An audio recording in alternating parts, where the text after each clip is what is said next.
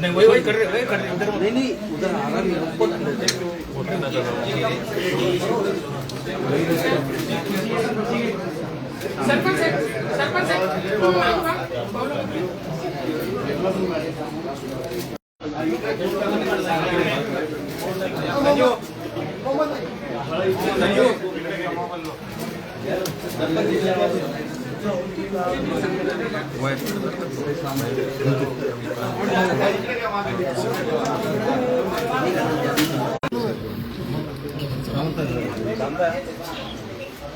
सुमित लावतो थांबत आहे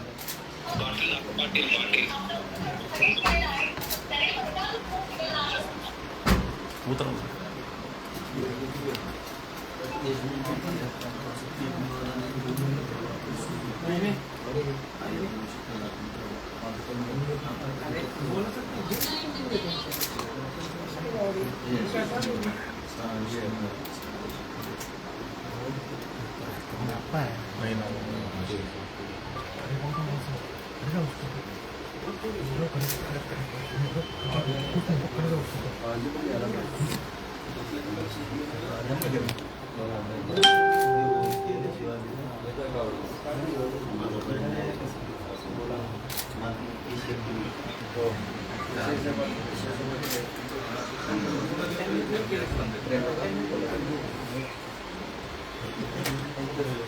भुमरे साहेबांचं विषय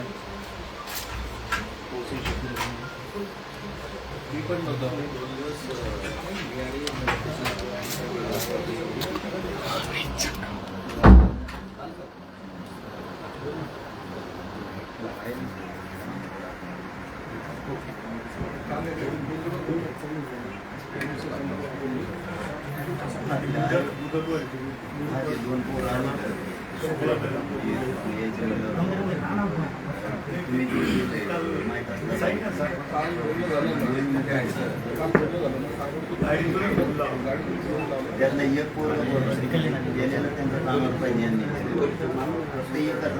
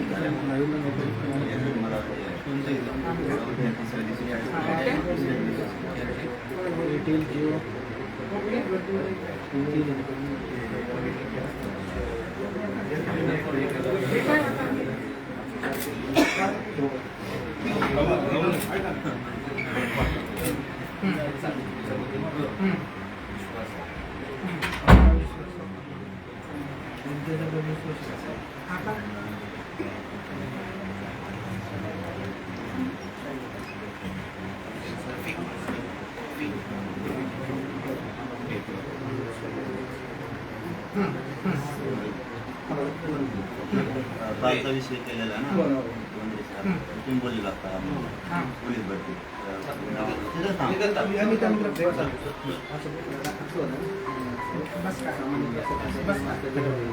त्याच्यामध्ये फक्त आपल्याला 4 महिन्याची मुदत वाढ करून आम्हाला तुम्हाला एक संधी देण्यात येईल आमचा असं मोठं होता पण आम्हाला मी तुमच्याकडे आलो होतो तुम्हाला विषयी आज स्वतः साहेबांनी स्वतः CM साहेबांनी देशमुख शुक्लाला त्याला बोलवला होता आणि त्याला सांगितलं की 2021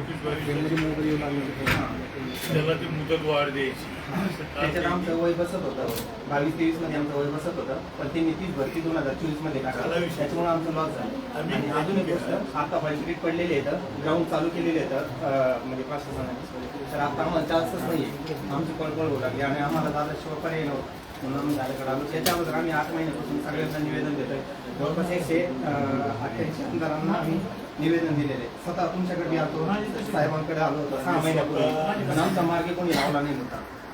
आता ते साहेबाला बोललो, मामा पण होते आणि राजेसाहेब म्हणजे देसाई साहेब, सावंत साहेबाला पण जेवढे आतापर्यंत आम्ही सांगितलं त्यांनी पुरे काल त्यांनी ताबडतोब लाईन म्हणलं मला माहिती फक्त दुसऱ्याची कशी करायला देत नाही.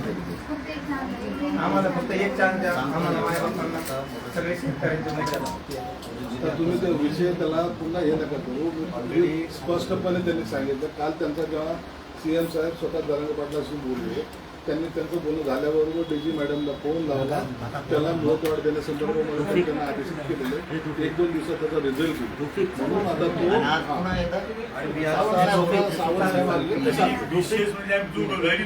आणि गाडी पोचून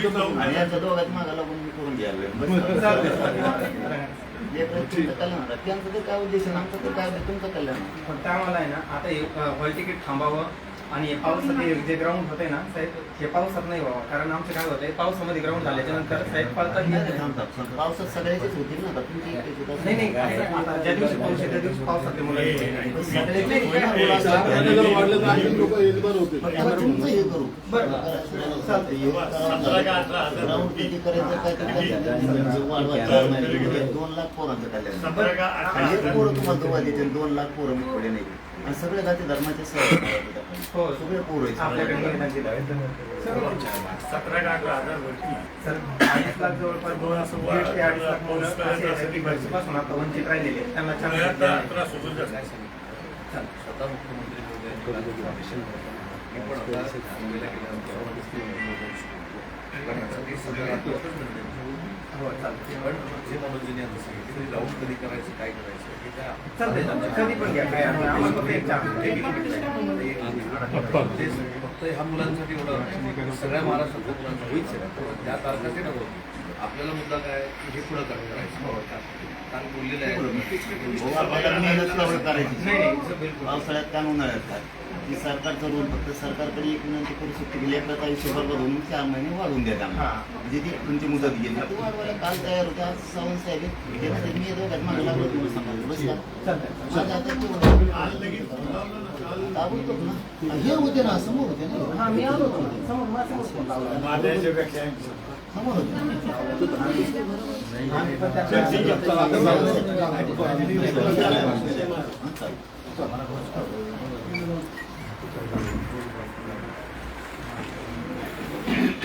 चांगलं की चांगलं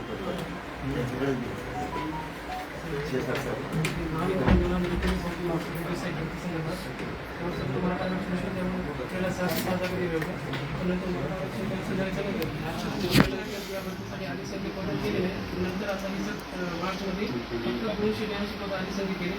उर्वरित 324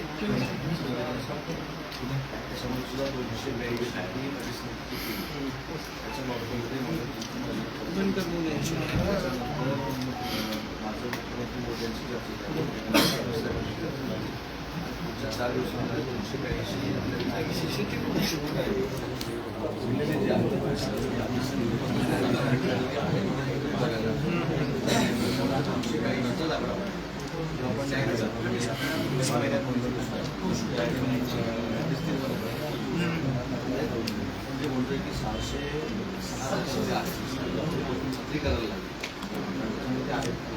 पहिला आकडा जो होता 280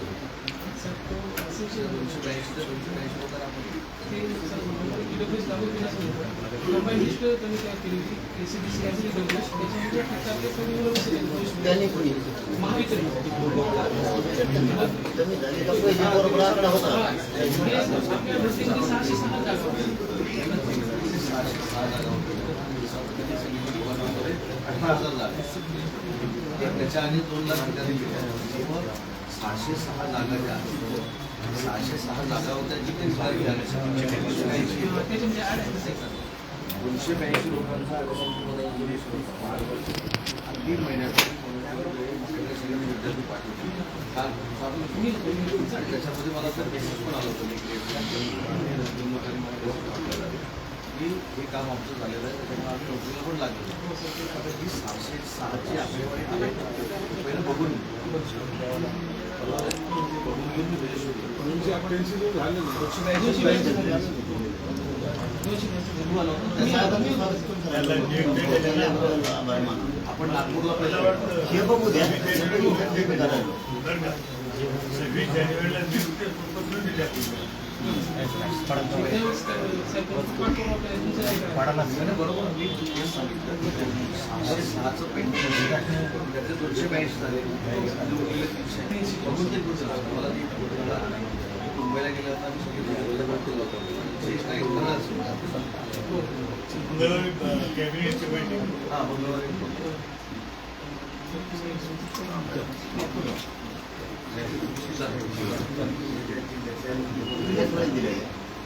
मी सगळ्यांना केलं. काय म्हटलं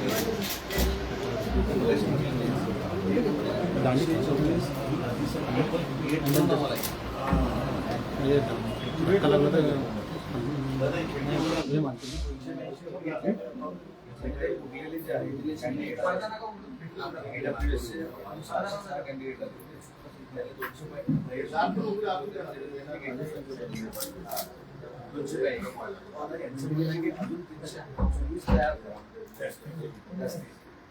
उर्वरित उमेदवार म्हणजे उर्वरित उमेदवार तयार करा. कशा स्तरावर कोणत्या स्तरावर ते 37 झाले ना.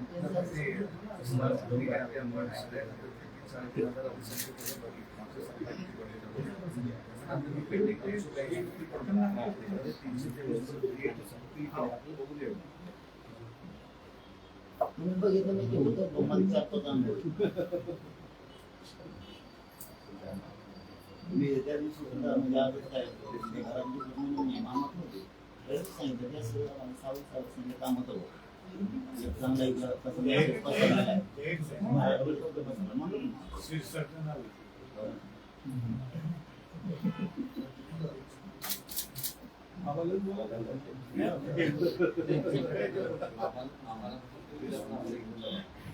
नाही आम्हाला दिल्लीपेक्षा मुंबई चांगली पण नाही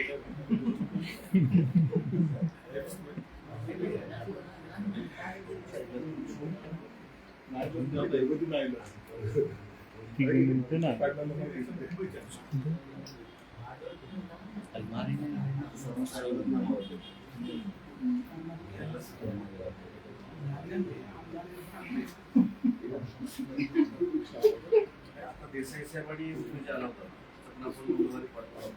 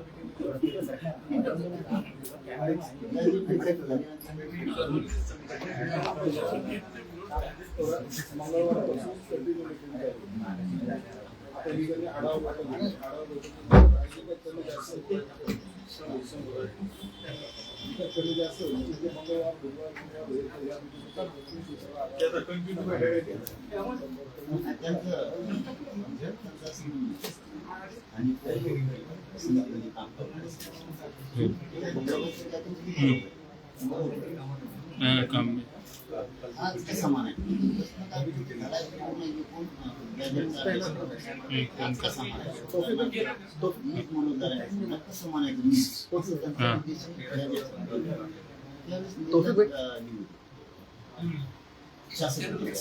आताचे शासक तुम्ही त्यांचे लेक्चर मराठीकडे कोणते होता 1,23,000 उदाहरणार्थ अंदाजे आपला मागा पुढे होईल समजा कुणबी दाखवल्या त्या काळात. मग आतापर्यंत किती जरी मराठवाड्याच्या 5 जिल्ह्यात त्यांनी कुणबी दाखवल्या त्या शासनाने. आता त्या शासनाला हाच जो कुणबी शासनाला काय आदेश काढायला आठवलं इथल्या ज्यादी म्हणजे हा जो मराठा आहे हाच कुणबी काय आधार तर हा द्या. उद्याची सामंत बोलणार आहे. हॅलो ऐका ना मी संघटनेला आलोय काल आपण मीटिंग घेतली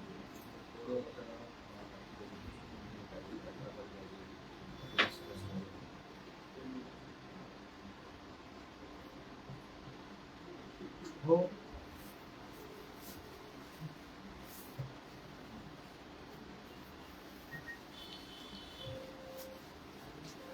हो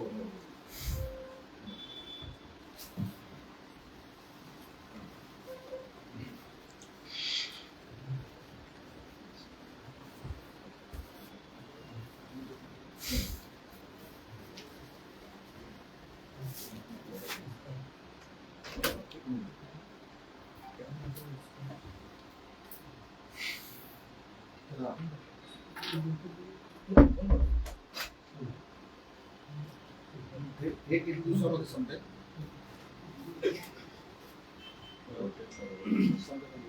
हॅलो हॅलो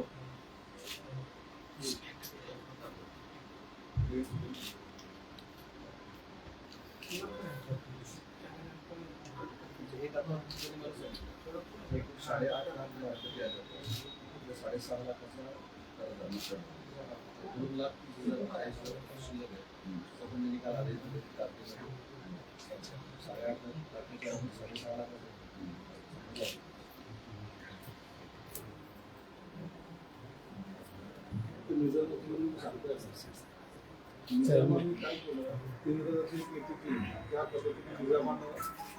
त्यांना जो शेतसारा पाहिजे होता शेतसारा वसूल कसा करायचा मग जो शेती करतोय ना जो शेती कसतोय त्याचं नाव त्यांनी ते कुंडी म्हणून त्याला जे काही नाव दिलं कुंडी म्हणजे त्यांच्याकडून आपल्याला शेतसारा वसूल करायचा. मग ते जे दाखले बनले त्या दाखल्याच्या अनुसरून दरवर्षी त्यांच्याकडून शेतसारा वसूल करायचा.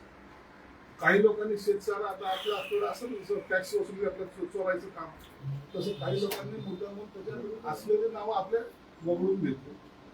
ऍक्च्युली कुंडी तर ते टायमाला जे काही नोंदणी झालं त्या करेक्ट होत्या चांगल्या परंतु काही लोकांनी आपल्याकडून टॅक्स घेतलं ना मग त्यांनी असं नाव काढून दिलं शेतसारा वसूल करायला जातो मग त्याच्यावर जी यादी यायची त्या पद्धतीने ते शेतसारा वसूल करायचं म्हणून आणि ते ऍक्च्युली वंचित आहे त्यांचे नाव सुद्धा त्याच्यात आले हे त्याच्या मागचा उद्देश आहे. म्हणून आपण त्या मुलीला आपल्याला नाहीच पत्र करायचं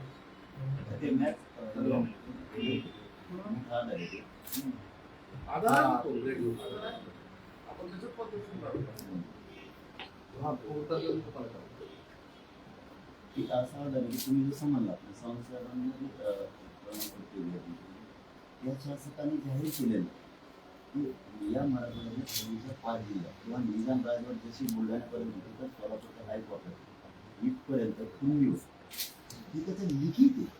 शासक त्यावेळेस लिखित करायचं जरी इंग्रज पलीकडच्या पट्ट्यात दिली जातात इकडच्या पश्चिमात तरी त्यांचं केंद्र त्या शासकाने असं पण लक्ष मात्र ते ठेवायचं कारण त्यांना जास्त खायची सोय त्यांच्या इकडे बांधाची बसले त्याच्या बांधणार त्यामुळे इकडचं सुद्धा एखादं का इंग्रज ठेवायचं. आता इंग्लंडच्या लायब्ररीत महाराष्ट्रातले खूप काही पुरावे पण त्याला देत नाहीत म्हणून त्या भागात नको जायला आपल्याला. पण वेगळ्या आत्ता सांगतो की मराठवाड्यात हिंदी मग नुसतं ह्या शासकाने ते लागू करायचं. हा जी मराठा आहे उदाहरणार्थ मराठवाड्यातला हा कुंडी आहे हा त्याच्यासाठीचा आधार नवीन तुम्हाला शुद्धीपत्र काढायला लागेल एवढंच करावं लागेल त्यासाठी किंवा आणि काही एखादी प्रक्रिया असली तर ती किती सोपं आता मराठवाड्यात घेऊन असेल आपले जे आहे ते तुमचे डुप्लिकेट नाही करायला समजून घ्या तुम्ही ते डुप्लिकेट नाही करायला की जेणेकरून तुम्हाला तुम्ही नाव ठेवू जसं की मी इथं नाही राहत मी मुंबईला असतो पण माझं पडी घरी येतं कुणी माझं पडी घरी येतं तसं ते देता म्हणजे पण दुसरा धक्का लागत नाही माझं पडी घर मराठवाड्यात तुम्ही मला शोधून दिलं मी मुंबईतून इथं आलो तुमच्या असल्या ना मग मला माझं घर आहे पण पडी घ्या ते मला घ्या. मग तिथले महापौर उदाहरणार्थ तुम्हाला काय अधिकार होता मला पडी घर देणं. मग ते नवीन माझ्याकडून तुम्ही टॅक्स भरून घ्या तर तुम्हाला जे काय करायचं आणि मग ते माझं पुन्हा जसं तसं मला म्हणून ते तुम्ही माझं पडी घर माझ्या ताब्यात देईल. तसं ते एक प्रकारचं आता तिथं त्या हैदराबाद संस्थानला की ज्या जे पडून आहे सध्या असं समजायचं म्हणजे आमचं सोन्याचं खजान आहे पण ती पडून आहे. फक्त तुम्ही ती घ्या म्हणून घेता येणार आम्हाला म्हणजे शासक तुम्ही राहा. तुम्ही जर म्हणलात तर ही ओबीसीची ही लिखित त्यावेळेस नियमांना असं माहित होतं का पूर्वीच्याला मराठ्याला फायदा होणार आहे म्हणून आज कोण बिल होत होतो. साधं एक सोपं याचं खूप महत्वाचा विषय पुढचं म्हणूनच त्या माहित नसतं काय होणार म्हणून त्यांनी काय त्यावेळेस येऊन ठेवलं नाही आज कोण बिल होतो म्हणजे पुढं मराठ्याचं काम आहे म्हणजे मला जी शक्यता होती त्यावेळेस ती मांडलेली. कोण शेतकरी कोण लढणारा कोण अमुक कोणाचा कोण कास्तकरी कोण वीट भट्टीचं काम करतो ते आमचं ऑलरेडी खजाना आहे. म्हणजे इतकं सोपं असताना धक्का लागायचं कोणाला काम नाही. ओबीसीचं रुसायचं काम नाही. रुसून कसं रुसलच कसं जर आमच्याकडे बॉन्ड आहे आमची 5 एकर जमीन आहे बॉन्ड आमच्याकडे रुसली 7-12 किलो तुमची नाही मला रस्ता तुम्ही रिपीट करा. आम्ही म्हणत नाही तुम्हाला त्याला धक्का देऊन आम्हाला घाला. आमचं आहे ऑलरेडी आता नोंदी सापडल्या ते होतच ना धक्का लागायचं म्हणजे तरी तुम्हाला धक्का लागतो. म्हणजे विरोध करायचाच म्हणल्यावर माणूस कसाही करू शकतो. भांडण करायचं म्हणलं त्याला काय नेमकं आज सगळ्या मराठवाड्यात काही गावाच्या गावाने पहिले जे आपण जे केलं होतं ना या नोंदी भेटत नाही. आता आपण पाहिलं हिंगोलीमध्ये नोंदी भेटल्या 17-18 पहिल्यांदा म्हणजे ते शासनाने कधी पाहण्याचा प्रयत्नच केला. तुम्हाला नांदेडला नोंदी भेटल्या नाही. तुम्हाला बीडला सुद्धा नोंदी भेटल्या नाही. भेटायची किती 10-12-15 म्हणायचे आमच्या नोंदी असून आमच्या नोंदी कुठं गेल्या. म्हणून सरकारने काय केलं की त्या नोंदीच्या डीप मध्ये गेलं. आता तुम्ही जर पाहिलं तर ते सगळे कागद एवढे जीर्ण झालेले आहेत की ते पाहता येतो. परंतु सरकारने ते घुसवलं ना आता त्या नोंदी मिळायला लागतात. आपण त्या नोंदी काढल्या मग तेलंगणाचं असेल किंवा हैदराबादचं इकडच्या त्या नोंदी काढल्या मग असं ते वारात निघून सगळं त्या नोंदी निघल्या. म्हणून ते आपण जे शोधलं ना ते त्याचा खरा अर्थाने फायदा समाजाला झालेला. आणि आणखीन काही नोंदी जी आहेत आताही निघत आहे खूप निघत आहे. ज्या निघतील सरकार त्याचं बंधन करायचं मुदत वाढतच होतं. 1 वर्ष त्याला त्याला ते कारण ते इतक्या निघायला लागल्या त्यांच्या प्रयत्नाने आणि ते कायम सुरू एवढं गॅजेट लागू केले नाही 3 आहेत. सातारा संस्थांचं बॉम्बे गव्हर्नमेंट आणि हैदराबाद याच्यात ते तुम्ही अतिरिक्त केलं किंवा तुम्ही बळाचा वापर केला सत्तेचा हे म्हणायचं काम नाही. म्हणजे हे सजेशन मी देऊ नये तुम्हाला कधी पण तुम्हाला ते अधिकार आहे की हाय हे कसं काय घेऊन देत नाही तुम्ही हे बोलता येते तुम्हाला. हा मी कधी नाही म्हणलो मी आजही म्हणतो मी हे बोलतो 8 लाख 8.5 लाखाच्या पैकी 6.5 लाख झाले आणि 2.5 लाख आहे. बरोबर आहे. तुम्ही तातडीने करायची सूचना दिली आहे. बरोबर. आणि पुढचा विषय झाला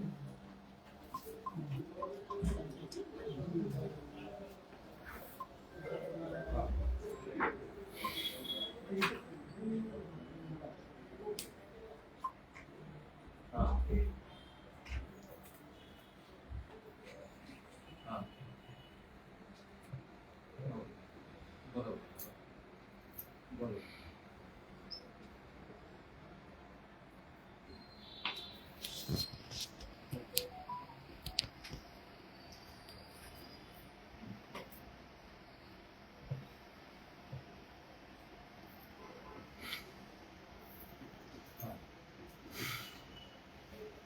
मंगळवारी मुंबई साहेब आणि मंगळवारच्या कॅबिनेटमध्ये आपण देतो.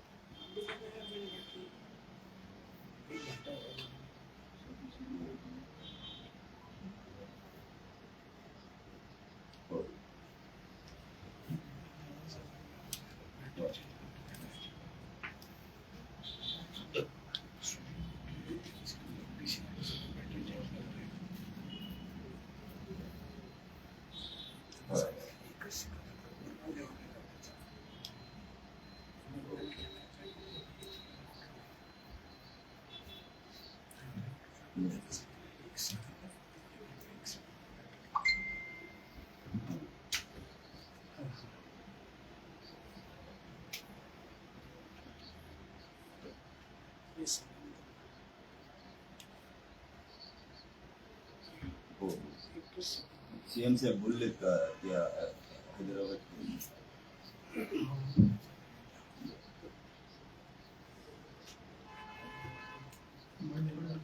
हो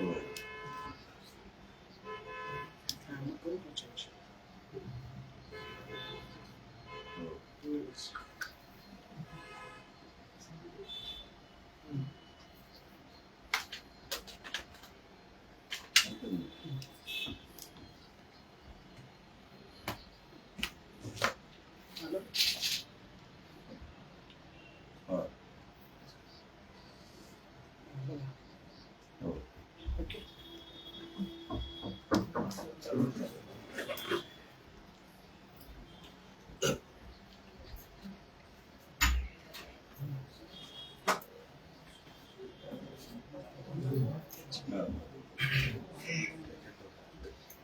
नक्की तेच महत्वाचं आहे की व्हॅलिडिटीचे जे प्रमाणपत्र ते लवकर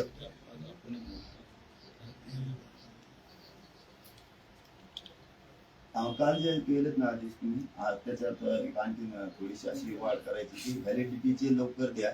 दुसरं जे अधिकारी आहेत ना ते शोधणारे नोंदी ती शोधायला काही काही करू नका म्हणून. आणि जर मनुष्यबळ वाढवतं देता आलं ना तर राजसाहेब चांगलं होतं. हॅलो हॅलो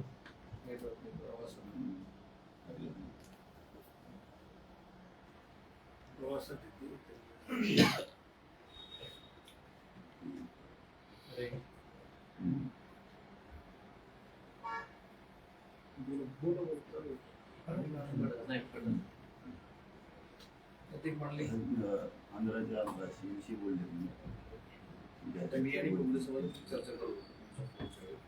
मी आज संध्याकाळी सीएम साहेबांशी बोलून आम्हाला जरी जायची आवश्यकता असणार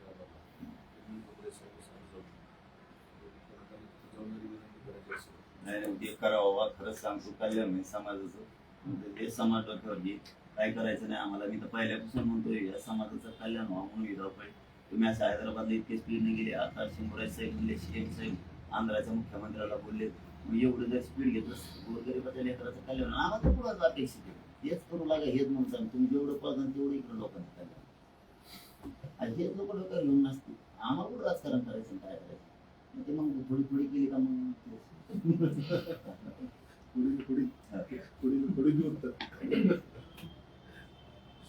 त्यांनी जे आपलं सांगितलं इतके धावपळ झाली तर आता होऊन ना इतके दिवस व्हायला नसते. आचारसंहितेमध्ये नाही हालतात 3 महिने असं कुठंच नाही हालतात. ते पहिले आता ते बाकीचं सगळं असं इलेक्शन तुम्हाला माहिती सगळं प्रोसेस करतात. हा बोला एक एक एक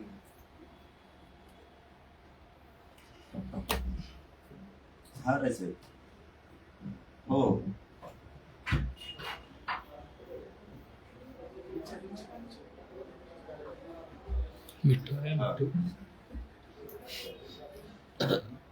बरोबर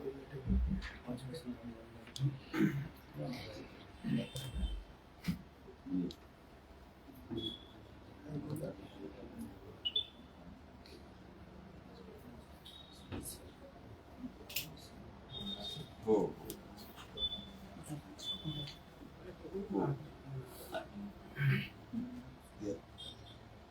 दोन दिवस नाही 4 दिवस घ्या काय याला 2 जोडे करायचे साहेब. आणखी ते व्हॅलिडिटी बरोबर नोंदी शोधायला जे आहेत ना त्यांच्याकडे अभ्यास कमी आहेत ते वाढून देऊन त्यांचं मनुष्यबळ वाढवायचं. नोंदी जास्त शोधल्या पाहिजेत. हो स्थानिक सुद्धा जिल्ह्याच्या सुद्धा. आणि वंशवळ समितीची 30 तारखेला मुदत संपली ती वाढवावी. नसतं वंशवळ जुळीत आहे ना त्यांना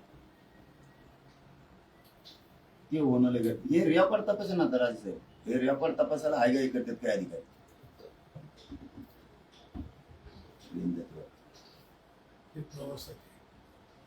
हा येतो रे साहेब आवाज येतो.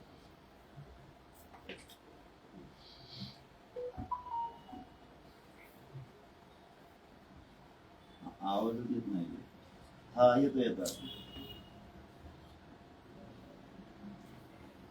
हो.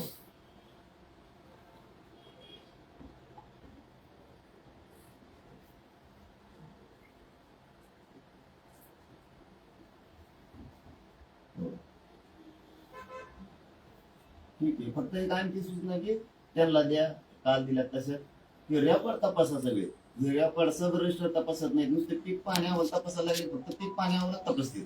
33-34 गाव नंबर तपासायला लागले तेवढंच तपासतात, बाकीचं हात नाही लावत घालत नाही. म्हणजे आता बीड जिल्ह्यात परवाच्याला 20,000 नोंदी सापडल्या, तर ते ग्राह्य धरत नाहीत. मग ते जर सांगितलं समजा आमच्या आयुक्त साहेबांना किंवा मग शिंदे समितीला, त्या ग्राह्य धरते मी आमचे डाटा देतो. म्हणजे अख्खा बीड जिल्हा आता कोणी जाऊ शकतो ते 20,000 नोंदी कालच्या उर्दू भाषेत सापडल्या.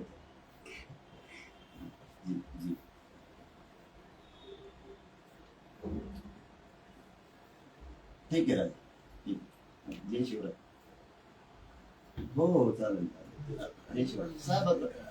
एकदम क्लिअर आहे, पण थोडीशी पोटात आग होती रात्री वेळेस, पोटात आग होती, पाठीत चमचा निघाला. हो राज सर, नाही आम्ही काही शंका नाही. सावंत साहेबांकडे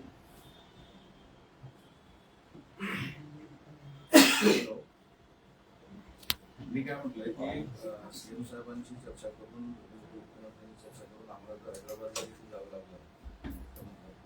हो तरी पण आपण हो हो हो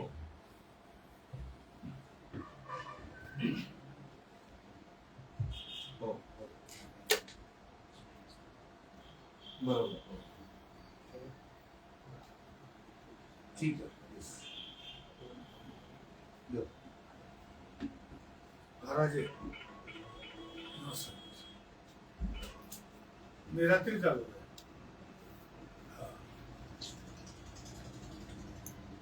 मुंबईला तर उद्या मिटिंग आहे ना, त्या गावाकडे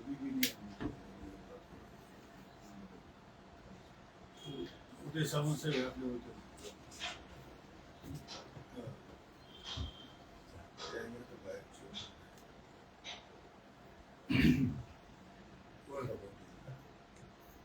नाही मी कॅबिनेटला येतो,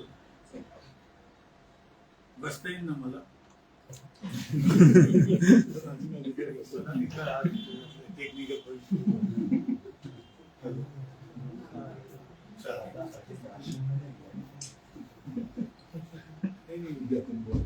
साहेब कसं आहे, हे कसं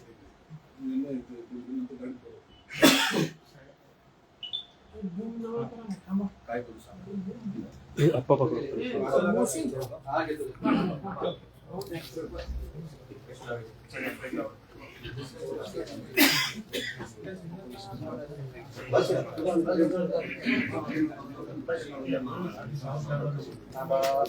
गडबड करू नका.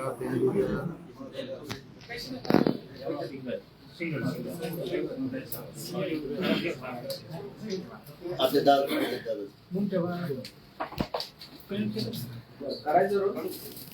फोन करायचा करा भाऊ.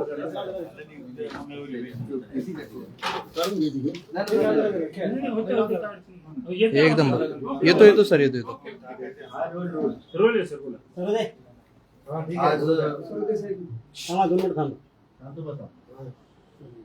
मुद्दाम करून आणि खास करून मनोज जरांगे पाटलांच्या तब्येतीची चौकशी करण्यासाठी मी स्वतः मुंबईमधनं या ठिकाणी आलेलो होतो.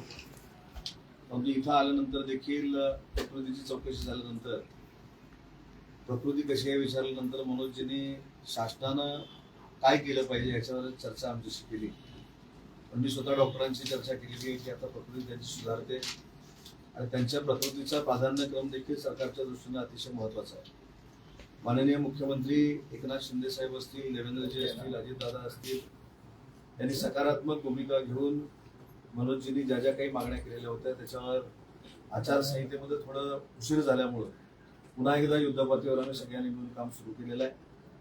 हैदराबादच्या गॅजेटच्या बाबतीमध्ये आताच त्यांचा आणि शंभूराज देसाईंची देखील चर्चा झाली. आम्हाला जर वेळ पडल्यास हैदराबादला देखील जावं लागलं तरी जाण्याची भूमिका आम्ही मंत्रिमंडळातल्या मंत्र्यांनी, उमरे साहेबांनी, शिरसाट साहेबांनी आम्ही घेतलेली आहे, जेणेकरून कोणावरच अन्याय होऊ नये आणि तो दाखला सोयीस्कररित्या मिळावा यासाठी आमचे प्रामाणिकपणाचे सरकार म्हणून प्रयत्न चालू आहेत. आल्यानंतर एक खरोखरच समाधानाची जी बाब आहे ती म्हणजे केलेल्या कामाचं कौतुक देखील सन्मान्य मनोजजींनी केलं आणि काही जबाबदारी देखील टाकलेल्या आहे. त्याच्यामध्ये पुणे मागे घ्यायचा विषय असेल किंवा काही मुलांच्या नोकरीचा प्रश्न असेल तो देखील आम्ही मुख्यमंत्री मोदयांची चर्चा करू आणि प्रत्येक गोष्टीला कोणावरही अन्याय होणार नाही, सकारात्मक पुढे जाण्याची भूमिका सरकार म्हणून आम्ही घेऊ, हा देखील शब्द मी स्वतः मनोजजींना या ठिकाणी दिलेला आहे. या आरक्षणाच्या बाबतीमध्ये ज्या समित्यांच्या मुदतवाढी द्यायच्या आहेत त्या देखील देण्याच्या संदर्भात आम्ही मुख्यमंत्री मोदयांची चर्चा करू आणि मला असं वाटतं की मुख्यमंत्री मोदयांनी कुठेही नकारात्मक भूमिका या संदर्भात घेतलेली नाही.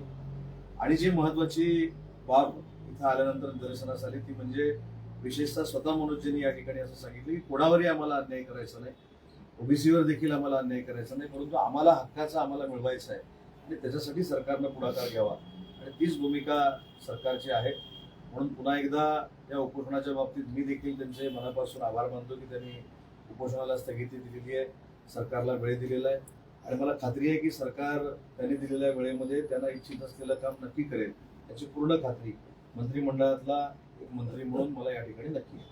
आतापर्यंत हे यांचं चौथं उपोषण आहे. तुम्ही 3 वेळा त्यांना आश्वासन दिले आणि आश्वासन पूर्ण झाले नाही म्हणून ते उपोषणाला बसले. आता चौथ्यांदा तुम्ही उपोषण सोडवलेलं आहे त्यांचं. एक महत्वाची गोष्ट अशी आहे की काही लोकशाहीचे राजकीय टप्पे देखील आपण विचारात घेतले पाहिजेत. आचारसंहिता जर मनोजजींची मागणी मान्यच करायची नसती तर शिंदे समिती स्थापन झाली नसती, शिंदे समितीनं त्यांना अपेक्षित असलेलं काम केलं नसतं.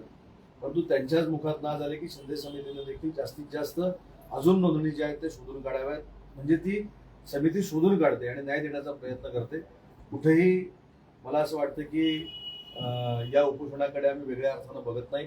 जे उपोषण ते करतायत ते समाजाला न्याय देण्यासाठी करतायत आणि ते करत असताना बाकीच्या समाजावर अन्याय होऊ नये ही देखील त्यांची भूमिका आहे आणि म्हणून या सगळ्या गोष्टीकडे आम्ही सकारात्मक बघतो. भविष्यामध्ये पुन्हा त्यांना उपोषण करावं लागणार नाही, आंदोलन करावं लागणार नाही, अशा पद्धतीची सरकारची भूमिका असेल. दादा त्या दिवशी शंभूराज देसाई असं म्हणाले, स्वतः फडणवीस पण असं म्हणाले होते की भुजबळांशी या संदर्भात चर्चा करू, ओबीसी नेत्यांबरोबर चर्चा करू आणि या सगळ्या गोष्टीला सहमती मिळवून त्यांच्या संदर्भात बैठक झाली. या बाबतीमध्ये मला काही गोष्टी ज्या मंत्रिमंडळामध्ये चर्चा होतात ते जाहीरपणानं सांगायचं नाही, परंतु सरकारची भूमिका ही नक्की आहे की जी मनोजजींनी मागणी केलेली होती की निजामकालीन नोंदीला पूर्वी प्रमाणपत्र दिली पाहिजे, त्याच्यासाठी जे जे काय करावं लागेल ते करण्याला शासन तयार आहे. त्याच्यासाठी ज्या समित्यांच्या मुदतवाढी आहेत त्या देखील द्यायला शासन तयार आहे. त्याच्यामुळं मला असं वाटतं की माझ्या कुठच्याही अशा वक्तव्यातनं मला ह्याच्यामध्ये अजून काही वेगळं निर्माण करायचं नाही. मला एक उद्दिष्ट म्हणून आम्हाला सगळ्यांना काम करायचं आहे आणि मनोजजींचं जे ध्येय आहे आणि उद्दिष्ट आहे ते पूर्ण करण्यासाठी आम्हाला सहकार्य करायचं. दुसरी एक आहे की त्यांच्या सुरक्षेबाबत त्यांची सहकारी असलेल्या आंदोलनाची सगळ्यांना चिंता वाटते आहे. निवडणुकांचे निकाल सोशल मीडियावरती काही कधी लिहिलं जाते वगैरे असते, तर सुरक्षेबाबत काही त्यांचा विचार सरकार करणार आहे का वेगळा? मनोजजींच्या सुरक्षेमध्ये जर कुठे अडचण निर्माण होत असेल तर त्यांना योग्य ती सुरक्षा पुरवण्याची जबाबदारी देखील सरकारची आहे आणि त्याच्या संदर्भामध्ये मी स्वतः मुख्यमंत्री मोदयांची चर्चा करेन, देवेंद्रजींची चर्चा करेन आणि जे सगळे रिपोर्ट्स आहेत ते बघून त्यांना आवश्यकता असेल तर ती सुरक्षा देण्याची भूमिका देखील सरकार घेईल. साहेब आमच्या सहकार्याची भूमिका आम्हाला हेड सिक्युरिटी द्या पाटलाला. काय म्हणतात त्यांना मी सांगितलं ना, माझं म्हणणं एखाद्या गोष्टीचे अधिकार हे सगळेच मला नाही, मनोजजींच्या सुरक्षेची हेळसांड होणार नाही याची जबाबदारी सरकार घेईल हेच मला इथं सकारात्मक सांगायचं. ओके.